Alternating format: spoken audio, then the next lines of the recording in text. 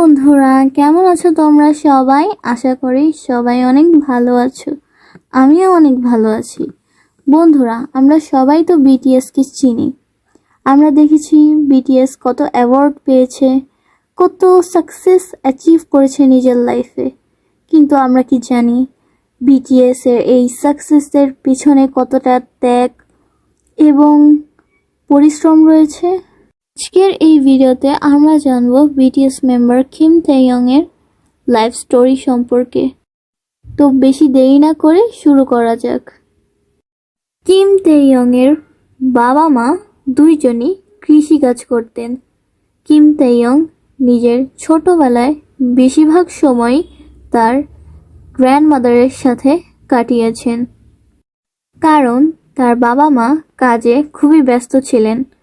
তারা ডিসাইড করেন যে তারা কিম তাইয়ংকে তার গ্র্যান্ডমাদারের কাছে পাঠিয়ে দেবেন।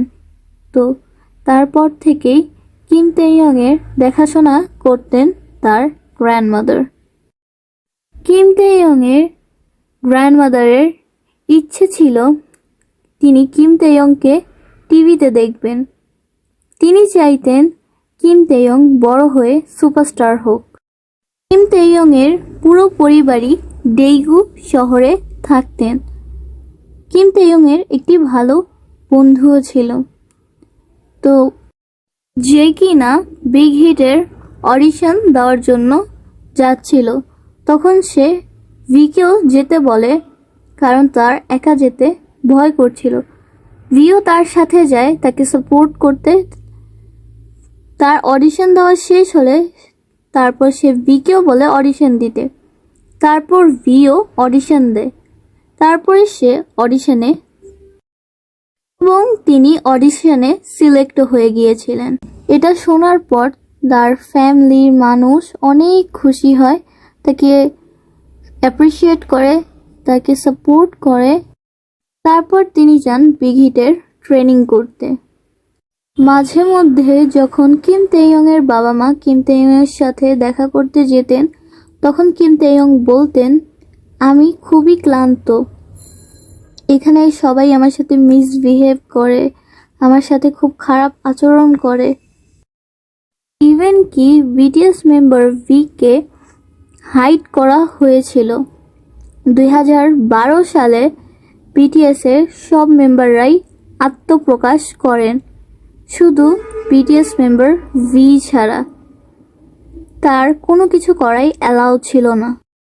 বিটিএস মেম্বাররা লাইভ করত এবং ব্লগও বানাতো, কিন্তু কিম তাইয়ংকে এগুলোর পারমিশন দেওয়া হয়নি। পর 2013 সালে বিটিএস মেম্বার ভি প্রথমবারের মতন আত্মপ্রকাশ করেন।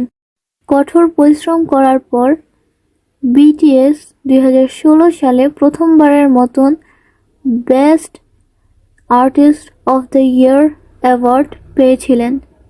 এইটা ভিয়ের জন্য যতটা না খুশির ততটাই দুঃখের, কারণ সেপ্টেম্বর 3 তার দাদি মারা যায় এবং তখন তিনি ফিলিপিন্সে ছিলেন অ্যাওয়ার্ডটি গ্রহণ করার জন্য। তিনি শেষবারের মতন তার দাদিকে দেখতেও পাননি। ওই কনসার্টে বিটিএস মেম্বার ভি অনেক ইমোশনাল হয়ে পড়েন।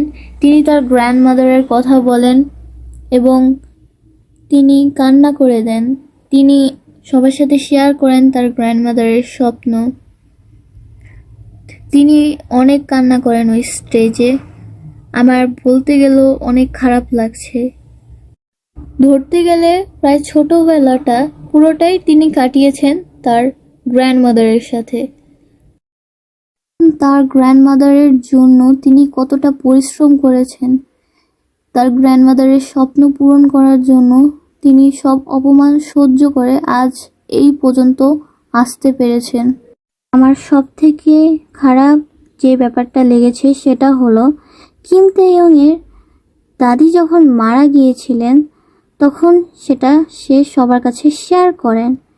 তার একটু সহানুভূতি, একটু সাপোর্টের দরকার ছিল সেই সময়, কারণ তার মেন্টাল কন্ডিশনও ভালো ছিল না, তার মনও ভালো ছিল না। তার বদলে সে কি পেয়েছে? পেয়েছে একগাদা মানুষের হেট কমেন্ট, তার গ্র্যান্ডমাদারকে নিয়ে একগাদা লোক হাসাহাসি করেছে, মজা করেছে, এইসব পেয়েছেন। এগুলোর জন্য কিম তেইয়ং ডিপ্রেশনে চলে গিয়েছিলেন। কিম তেইয়ং একবার একটি ইন্টারভিউতে বলেন তিনি গডকে অনেক বিলিভ করেন এবং বেশিরভাগ কেপপ আইডলদের সাথেই তার ডেটিং হিউমারের কারণে তাকে অনেক হেট কমেন্ট করা হয়। আমাদের বেশি বেশি করে কিম তেইয়ংকে সাপোর্ট করা উচিত এবং বিটিএস এর পাশে থাকা উচিত। আর এই ভিডিওটি যদি তোমাদের ভালো লেগে থাকে তাহলে একটি লাইক করো, চ্যানেলটি সাবস্ক্রাইব করো এবং এই ভিডিওটি তোমার ফ্রেন্ডদের সাথে শেয়ার করে দাও এবং এই ভিডিওটি কেমন লেগেছে তা কমেন্টে জানাও। পরবর্তী ভিডিওটা কোন বিষয়ের উপর দেখতে চাও সেটাও কমেন্টে জানাও এবং আমাকে ইনস্টাগ্রাম এবং ফেসবুকে ফলো করে দাও। Link in description.